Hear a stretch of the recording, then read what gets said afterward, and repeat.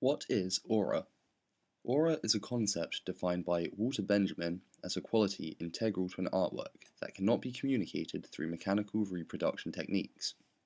This is to say that aura is a certain authenticity that exists only in an original artwork in the unique time and space in which it is presented. A good example of this is the Mona Lisa. Most people have seen the Mona Lisa through photos or some form of representation, but this is a completely different experience from seeing it in person at the Louvre. By looking at a photo, you are experiencing a reproduction of the Mona Lisa, lacking the original history and authority that the piece holds. As Walter Benjamin wrote, even the most perfect reproduction of a work of art is lacking in one element, its presence in time and space, its unique existence at the place where it happens to be.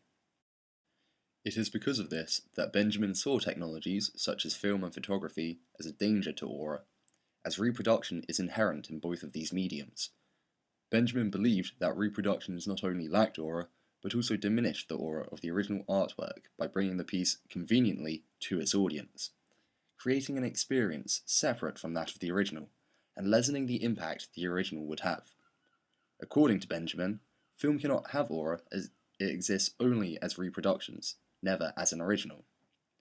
However, Benjamin came up with this concept in the 1930s, when film was still a new and emerging technology. This concept does not take into account the cinematic experience, the act of going out to watch a finished film as it was meant to be seen on the big screen. It can be argued that film has its own new aura, as while it was reproducible, it still exists as a true representation of the finished piece, carrying with it the history of its own production. However, this new aura of film is being challenged by the ability to digitally remaster classic films. Companies such as Criterion have been digitally restoring classic films for years, offering color corrections and audio enhancements to films that have degraded over time. For example, Criterion restored Alfred Hitchcock's Foreign Correspondent using the original negative. They used digital technologies to remove visible damages that had occurred from decades of printing, as well as to sharpen the image and remix the audio. It could be argued that this is destroying the aura of the film, as it is not a true reproduction of the original, and doesn't carry the history of production that the original did, removing the sense of here and now that is vital in a film having aura. An even stronger example of this would be George Lucas's Star Wars: A New Hope.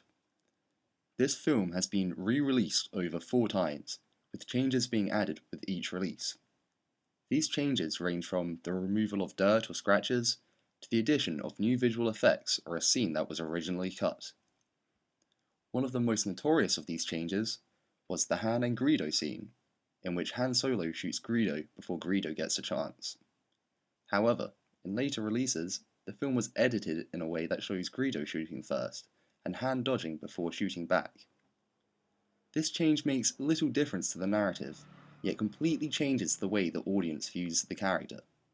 It is now impossible to access the original release of Star Wars, meaning its original viewing experience cannot be attained, the history of its innovative production is lost, and its aura is destroyed.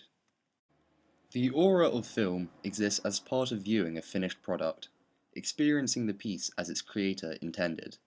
However, as the act of digital remastering becomes more common, it brings into question if we can ever really call a film a finished piece, and in turn, can we really say that film has aura, especially when original pieces are being entirely replaced with a remaster.